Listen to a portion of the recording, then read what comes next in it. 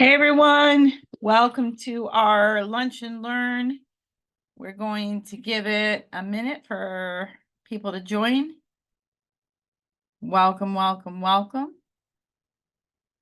Hope everybody is having a wonderful day. And we're going to give it just 1 minute for the webinar to begin.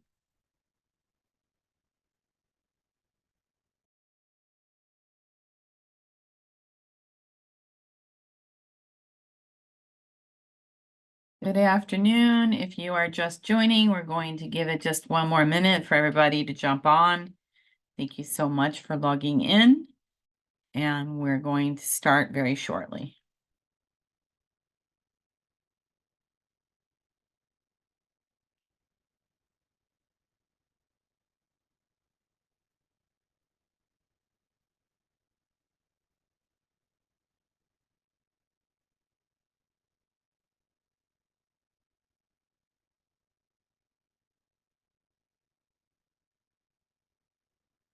Hey guys, we're just going to give it 1 more minute. We see there's a few people that are just logging in. Thank you for those who were on time, who joined us right at 12 o'clock. We appreciate it. And we do appreciate your time. Okay. We are going to get started. So first of all, thank you so much for logging in to our Lunch and Learn and listening to our weekly sessions. If you have been listening to us weekly, we appreciate you tremendously. We have a lot of really great information that we share with consumers, realtors, really all of the above. And we're going to continue this into the new year. We've got an exciting schedule of topics that we're going to be releasing and talking about. But let's get started to talk about pre-qualifications and what that process looks like. First of all, let me say that there's been a tremendous amount of discussions about the lower interest rates and what that effect is going to have on people who are looking to buy a house and what we're going to see in the market in general. Let me first start by saying that we're going to see a tremendous amount of people, and we've already started to see it to some degree. I know it's not quite yet started because of the holidays, but we have definitely seen a much more active December than normal, and that's very largely part to the Federal Reserve making a lot of comments about how they foresee that interest rates are going to not need to be increased any longer and possibly consider cuts in the future. So that is a really huge turnaround in the events of the Federal Reserve, whereas up until recently, they had been talking about maybe there's another raise. We don't know. We're not sure. This has been a really about face for them in reference to commenting that they foresee rates going lower. And so do we, which is great news. And so this is a really great time to get pre-qualified, to look to purchase the property, whether it's for you or for one of your clients that is looking to be pre-qualified. So we're going to talk a little bit about the process and what that involves. First of all, typically when somebody calls us to get pre-qualified, we will generally refer them to our website to do the application online. It is a very simple process, takes maybe about 15 or 20 minutes. But if somebody is looking to do the application over the phone, or they have some technology barriers that may be challenging, or they just rather do it over the phone, we certainly can assist them as well. But once we've got the application in, at that point, we're going to determine what the next steps are. So if somebody is self-employed, typically what we're looking for a self-employed borrower is the last 2 years of tax returns. So let me just kind of backtrack a little bit and say that we have many alternative income programs for people who are self-employed, where we can use bank statements in lieu of regular tax returns or profit and losses, or various ways that are alternative income documentation.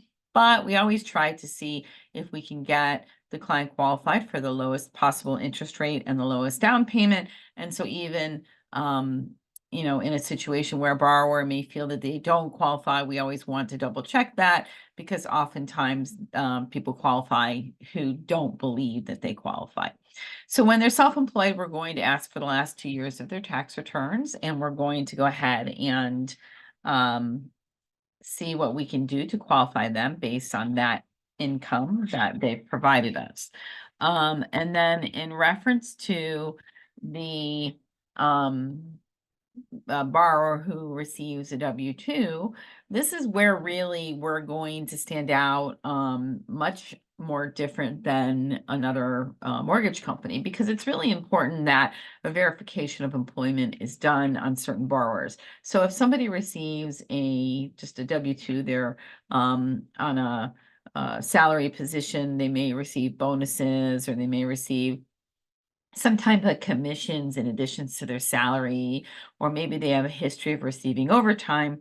It's super important that we do a verification of employment prior to issuing the pre-qualification letter, because you really want to make sure that we're giving either you, the consumer, or your client, if you're a realtor listening, the accurate information on what they're pre-qualified for. There's a lot of loan officers that are really rushed through this process because the consumer is in a hurry to try to get an answer on a pre-qualification letter. And there are some times where we need to take a step back and say to you, the consumer, or to you, the agent, listen, on this particular situation, we need to do a written verification of employment to determine the 2-year history, or the history, even if it's not 2 years, of how much that the client has received for bonuses, overtime, or commissions. Because too often, loan officers out there in the world will issue a pre-qualification letter, or pre-approval letter, it's also known as, and there are income or debt to income ratio issues that come up later on that end up denying the loan. And so you have to ask yourself, how could that have possibly happened if the loan officer did their job from the beginning? And that's really the truth. And that's why we're the truth about lending. We are going to look at everything, almost really pre-underwriting a file before we issue a pre-approval letter, because the last thing that we want you to do is get excited about moving next door to grandma, or telling the kids that they're changing their schools into the schools that they want, and they're going to go live next to their best friend, or getting psychologically invested in a property and then ending up having a problem later because a verification of employment was not done. Not to mention the fact that, $600 on an appraisal, $400 or $500 on an inspection, and then $1,000 later, there's an issue that really should have been looked at up front. And there's a lot of people out there that really don't do a thorough job of pre-qualifying the client from the beginning. So sometimes that may make us a little bit slower to respond to you or to your client. But it's not that we're slower, it's that we're doing all of the hard work up front before we have you guys go out looking for properties, just to make sure that there aren't any issues, so that we can accurately give you a correct pre-qualification. So it's super important that when you're applying for a mortgage, that if you're the consumer and you're listening to this, or if you're the realtor listening to this, that you really have a very open discussion with the loan officer, which would hopefully be us, to discuss every possible issue. Issues that could be, for example, if the property has repair issues, if there's something wrong when you walk into the kitchen and the sink is missing, or there's a toilet missing, or there's a broken window, or there's a stain on the ceiling of the roof, or the roof may be very old and may not pass inspection. These are all things to have a discussion with your loan officer about ahead of time. There's a lot of people have misconceptions about a conventional loan versus an FHA loan, and they think some of these things would be okay for a conventional loan versus an FHA loan, and that's not necessarily true. Unfortunately, there's very close similarities between the two loans, and if it's going to be a problem for FHA, it's generally a problem for conventional. Then in reference to things that to watch out for when you're looking to be pre-qualified, so we can't count any cash deposits. So if you're out there and you're a buyer and you're thinking that you've got $20,000 in your safe and you're going to deposit that $20,000 and be able to use it to purchase a house, that is not possible. So that's something where you need to have a discussion with your loan officer in reference to what funds that you do have available. Gift funds are allowed as long as we can source the gift funds. Like, in other words, we have to prove that the relative that gave you the gift, and by the way, it has to be a relative that gave you the gift, has the money or the ability to prove that they had the money to give you. So they will ask for a copy of a bank statement from the relative's account to be able to document that whomever it was that gave a gift had the ability to give the gift. So if you or your client thinks that they're going to be able to deposit cash in their account, that's a big no-no in the mortgage industry, and it actually cannot be used. So for example, one of the things that we'll often do is have a discussion with either if you're the consumer with you, or if you're realtor listening with your client, to discuss what exactly is their game plan for the down payment. We'll take a look at the bank statements. And if you have a large deposit that's a cash deposit in your bank account from maybe last month, then that can't be used. So here's a perfect example. Let's say that you need $40,000 for closing and you have a cash deposit of $10,000 in your bank account. The underwriter now views whatever your balance is in your bank account as $10,000 less. So if you had $40,000 in the account, now you have 30,000 because they can't document the $10,000. So it's a really big no-no to deposit cash when you are in the mortgage process. Now, listen, if your son's birthday party is here and he got a few $100s from relatives or something like that, that's not a big deal, but a significant amount of cash is, and that could be as little as $1,000. So just to kind of let you know, this is something to discuss with your loan officer. Now, there's a lot of people also are pre-qualified and they don't have a realistic expectation of what to expect for closing and for a down payment. And it's very, very important that you have a discussion with your loan officer to make sure that we are looking to achieve the same goals that either you, the client, or if you are a realtor listening, your client is trying to achieve. A perfect example of that is somebody who is looking to pay $2,500 a month on a mortgage payment, and then they go out looking for houses and they've been pre-qualified up to $500,000. They fall in love with the house, they're qualified for it, but when the loan officer runs the numbers, their mortgage payment's going to be $3,800 or whatever the case may be. It is extremely important that you understand that here at The Truth About Lending, we really are going to have a very vivid discussion with a very in-depth discussion with the client to discuss what are you realistically looking to achieve. And this does not happen enough in the beginning with most people who are looking for a mortgage. Most people who are looking for a mortgage, the loan officer will just say, hey, what is the maximum you qualify for? Here you go.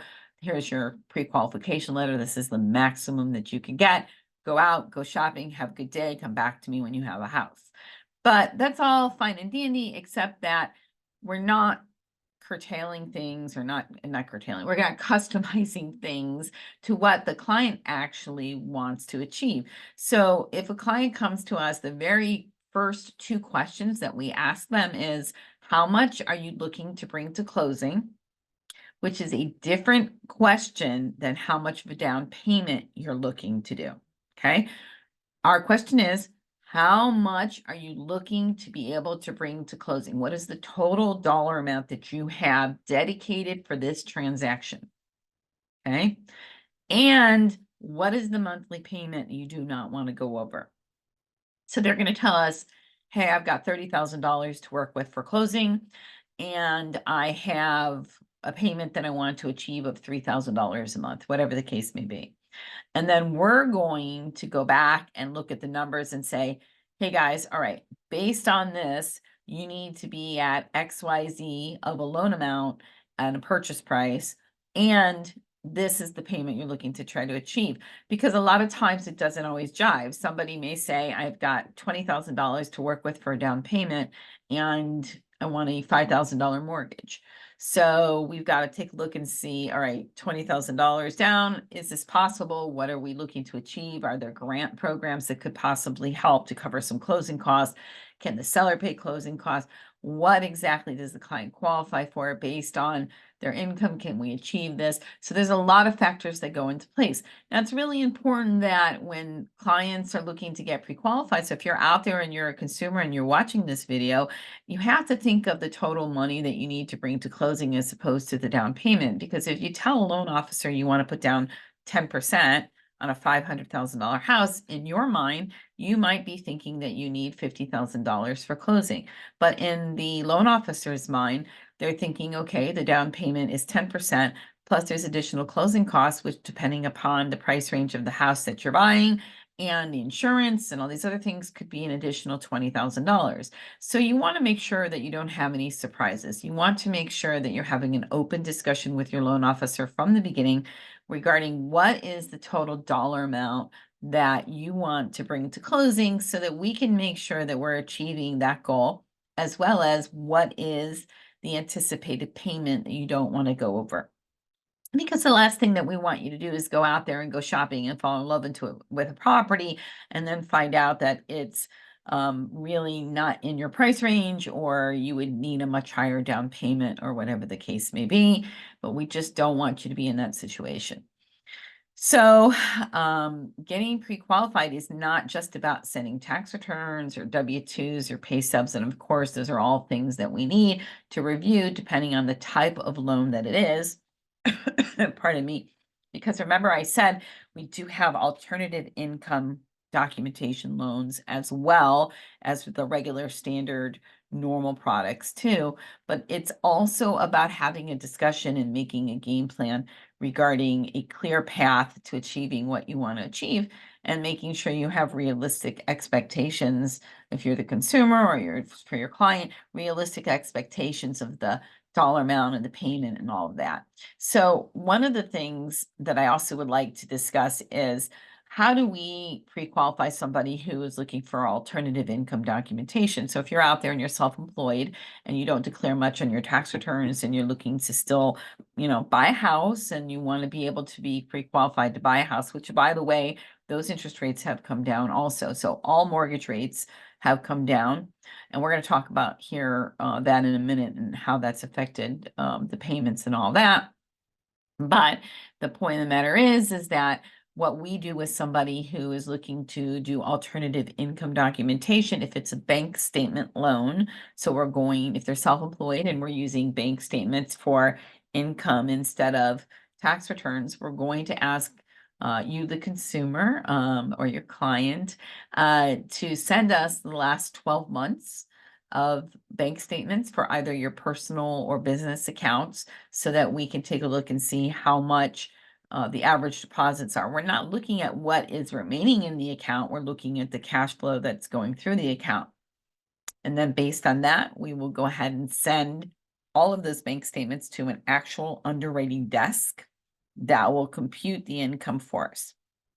So what's important to know is that before we're issuing any pre-qualification letter, we've already computed the anticipated income that we would be getting from the bank statements. And that way we're able to issue a very accurate, or as accurate as we could possibly be, pre-qualification letter for somebody who is purchasing a house with bank statement loan.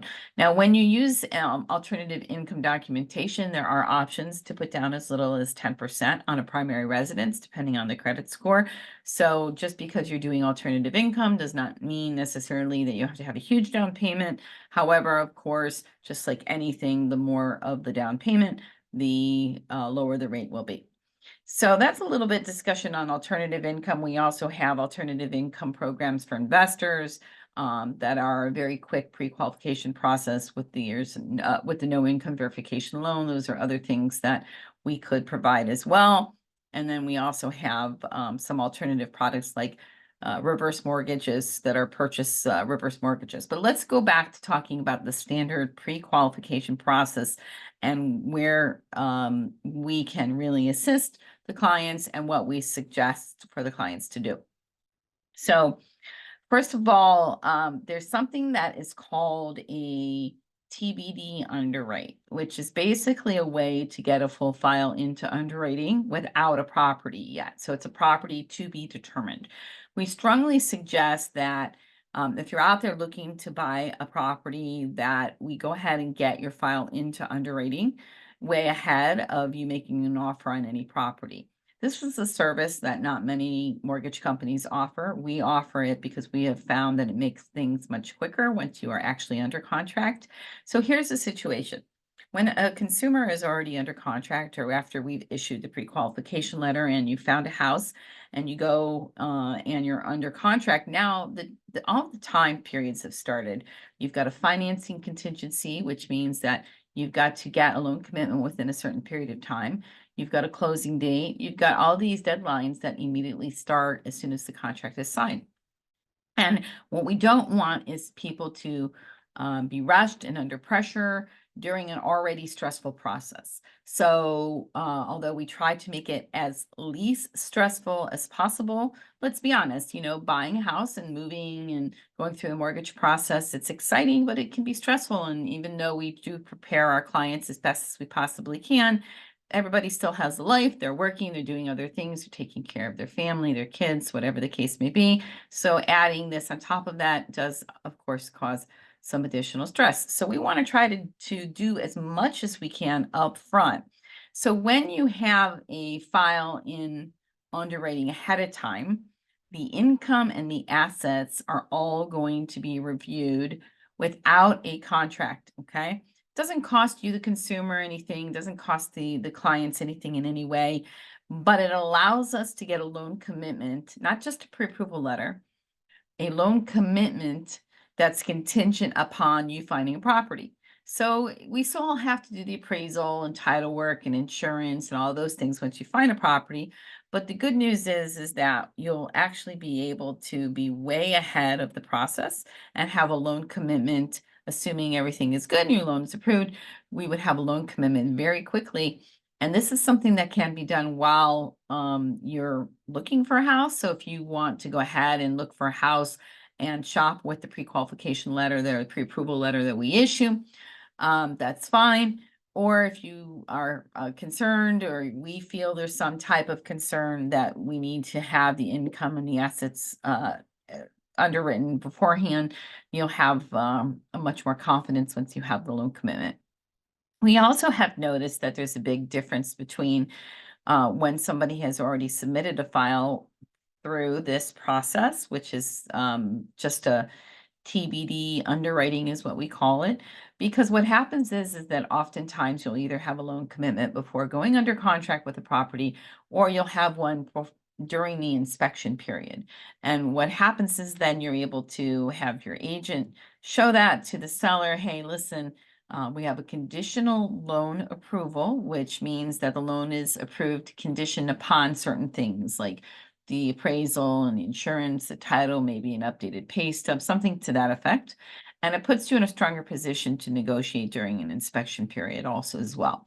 So we always suggest that if you're looking to purchase the property, you go ahead and get the property, you'll go ahead and get your file into underwriting because it's just less work later on.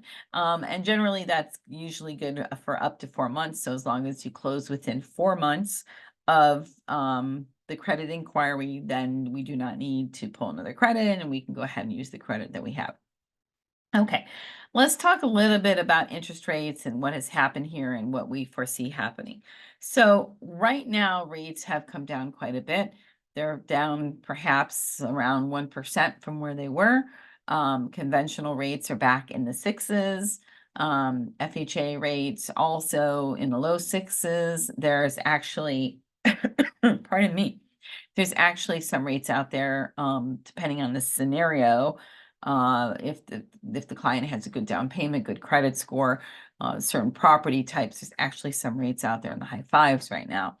So we believe that we're going to continue to see the rates go down, and we may see the fours come back at some point. We're not sure. But it is a very good trend that we believe will continue to happen here.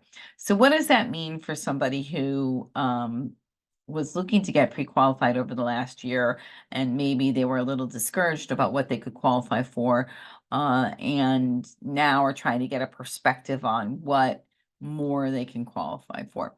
So generally speaking, there's been about somewhere between a 15 to 20% increase in what somebody can qualify for. So if somebody was looking to purchase a $500,000 house back when the rates were in the high sevens, almost to the low eights, now that $500,000 house payment would be the equivalent to about a $600,000 house. So they could then qualify for more, or they could stay at the $500,000 price range and have a lower payment than what they were expecting. But in general, if somebody was looking or had already been, if you have already been pre-qualified in the last year and a half, depending upon when you're qualified, you probably can qualify for somewhere between 15 to 20% more of a purchase price than what previously existed. That combined with the fact that FHA recently raised their loan amount pretty substantially in the Tri-County area, and they also raised it throughout the state of Florida, but it is different in every county. That also assists as well pretty good. And conventional guidelines for Fannie Mae and Freddie Mac also raised their loan amount as well. So there's a little bit easier of a time qualifying for more of a property as well. So the bottom line is that the pre-qualification or the pre-approval process really is something that has to be gone through with a fine-tooth comb to set up not just realistic expectations, but on top of that, to be able to verify accurate numbers and make sure that we're working with correct figures for income and assets and all of that.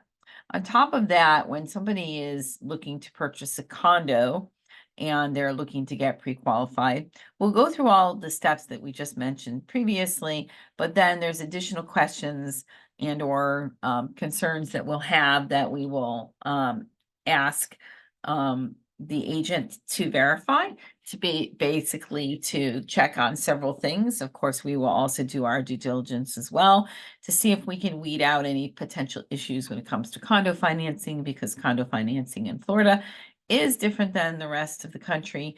And that's a whole nother topic that we actually spoke about a few weeks ago. If you want to check out that topic on our YouTube channel, please feel free to. So the exciting news is the rates are going to continue to go lower, and people are going to now be able to qualify for more than what they had qualified for 6 months ago. And on top of that, we continue to see that there's a lot more people that are getting back in the market now that the rates have come down. And we're kind of seeing like this real craziness that is probably going to start happening here after the first of the year. And one thing that I want to tell all the consumers out there is you really want to try to get pre-qualified and purchase a property now before the real season comes, which is generally in spring or towards the summertime, because then there'll be a lot more buyers on the market. There's a lot less buyers that are looking to move in January and February than they are around the time that school gets out. And now is a great time to be able to look to purchase a house, to have less competition, especially with interest rates going lower, than perhaps if you were to wait until the summer months or maybe later in the spring. And one last thing I also wanted to mention in reference to the pre-qualification process, we can actually determine what somebody is qualified for based on a soft credit pull. We do not need to do a hard credit pull initially. Now, if somebody needs a file run through desktop underwriting, that's a different story. So let me just back up for 1 second. A soft credit pull is not a hard inquiry, and it does not hurt your credit score in any way.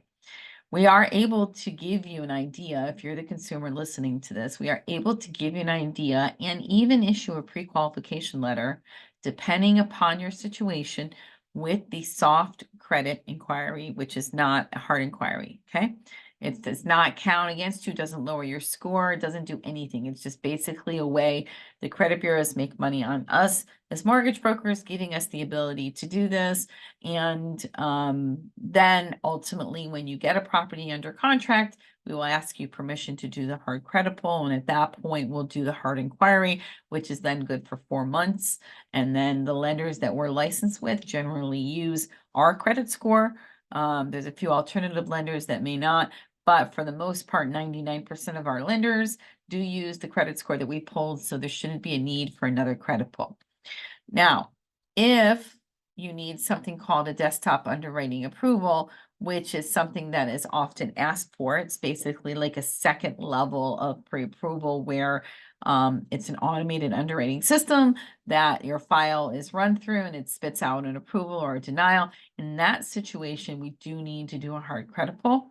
So at that point, we would ask you permission for the hard credit pull, and then we would be able to provide desktop underwriting approval to you for you to have the peace of mind that you've made it through this process. So a desktop underwriting approval is similar to like the best description that I've always used for this is similar to like a high school kid taking an SAT test. So a high school kid will take an SAT test in order to get certain scores. Once he gets those scores, he'll then go ahead and submit them to a college to be accepted. Just because he passed the SAT and got the scores doesn't mean the college is going to accept him, but there are many colleges that won't even allow him to apply without the SAT scores. So that's kind of a good analogy for desktop underwriting. With desktop underwriting, then you have to go through this automated system in order to get to an underwriter. We've got to run every single file, that's whether it's a Fannie Mae loan, Freddie Mac loan, conventional, which is Fannie and Freddie, FHA, VA, whatever kind of loan it is, if it's an income verification loan, it has to be run through this automated underwriting system, which basically is a filter that spits through, hey, we like this file, we don't like this file, we like it, but they need to put more money down, or we are perfectly fine with the down payment, whatever it is, we'll be able to get it done for you, but it can only be done with a hard credit pull. And then after that's done, then the file is actually submitted to an underwriter who uses a checklist to go through all of the requirements of this desktop underwriting approval and what they need to validate off of the approval. So if ever there's a question when we're in the process of pre-qualifying you, whether or not there is somebody that will pass desktop underwriting, if we're concerned in any way, we will let you know, and we will say, hey, we really need to do this prior to issuing the pre-approval letter. I'll give you an example. If somebody has a 650 credit score and they're putting down 3% or 5%, there's a very good likelihood that Fannie Mae may not approve you through desktop underwriting. Now, FHA may approve it, or if there are two borrowers, like husband and wife, or two partners, or whatever the case may be, then Freddie Mac may approve it through a different system. So each system has their little nuances, and it's important that you're working with somebody who understands those nuances so that we can try to achieve the best possible goal. Because otherwise, if you go to somebody who is just running your file through one certain way and not trying all the other avenues, then they're really not giving you the service that you really need to be able to achieve your dreams. So it's a perfect example is student loan payments. You know, student loan payments are calculated different ways for different loans. There's a different income calculation. There's a different payment calculation that we have to use for somebody who has a student loan that's in forbearance or deferment. So it's different with FHA and it's different with Fannie Mae. And so somebody may not qualify for a loan with FHA because of it, but they could qualify for Fannie Mae. And so that's really not up to you, the consumer, to understand that. That's why you have to go to an expert like myself or the loan officers here at The Truth About Lending to be able to determine, hey, when you're like a perfect example is an income driven repayment plan. I mean, there's some crazy guidelines when it comes to this. FHA, if you have a zero, let's say you are a person that has a student loan and you have an income driven repayment plan that says you don't have to pay anything. You just pay zero, nothing, because your income qualifies you to not have to pay anything, or maybe you're in the education field and your loan is about to be forgiven, or whatever the case may be. FHA has a ridiculous requirement that if the payment is 0, we have to calculate a 0.5% of the student loan balance for the payment. However, Fannie Mae or conventional loans have a guideline that state if the payment is 0 and the letter, there's an income-driven repayment plan that says the payment is 0, we don't have to calculate any payment. So it's a little crazy, but the point is that sometimes people will get denied for a certain product because the loan officer wasn't aware of these different guideline changes, and not changes, but different guidelines between the two of the type of loan types. And there could be assistance that somebody could get with a 3% down conventional or Fannie Mae loan, but we will always be able to go over all of these options with you and really walk you through every step of the way. And then lastly, what I want to talk about is something called a float down policy. A lot of people don't understand what that is.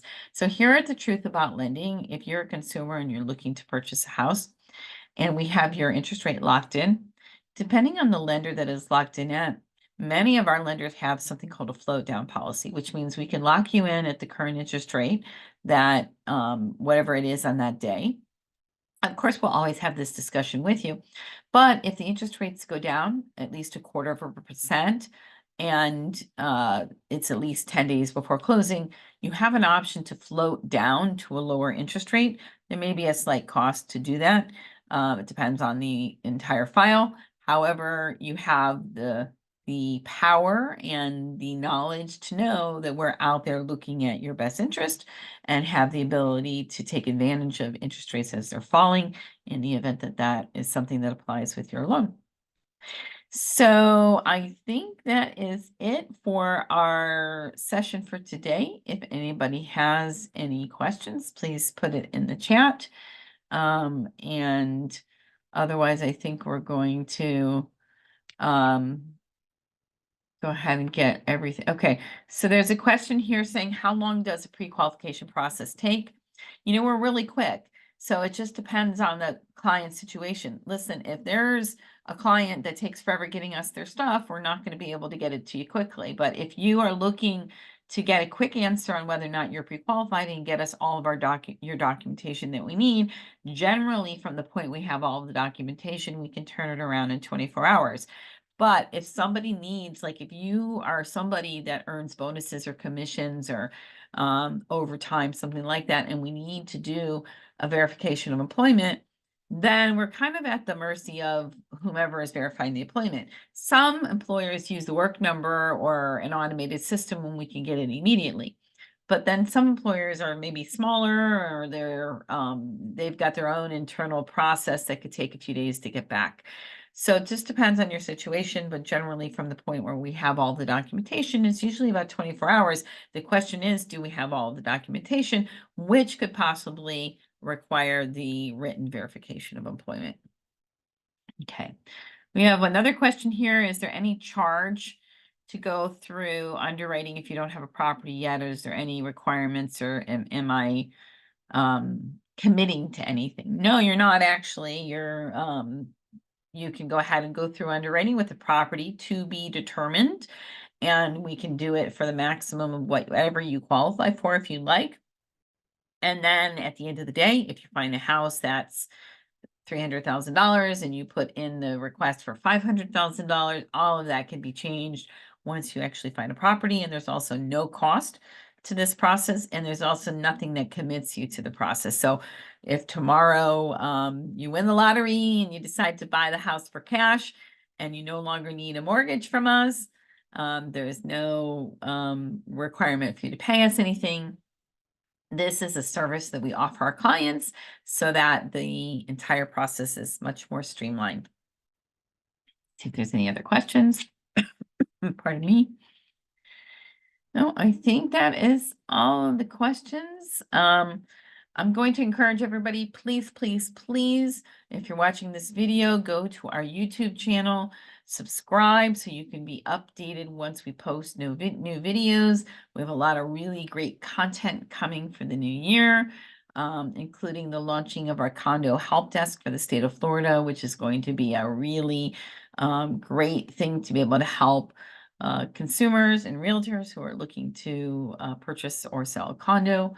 But we encourage you, please subscribe to our YouTube channel and check back with us for our list of the Lunch and Learns in the new year. Have a wonderful holiday, everybody. Merry Christmas. And if we don't speak beforehand, Happy New Year. And you can reach us at any time on our website or on the 888 number that's listed here. Thank you so much. Have a great day, everyone.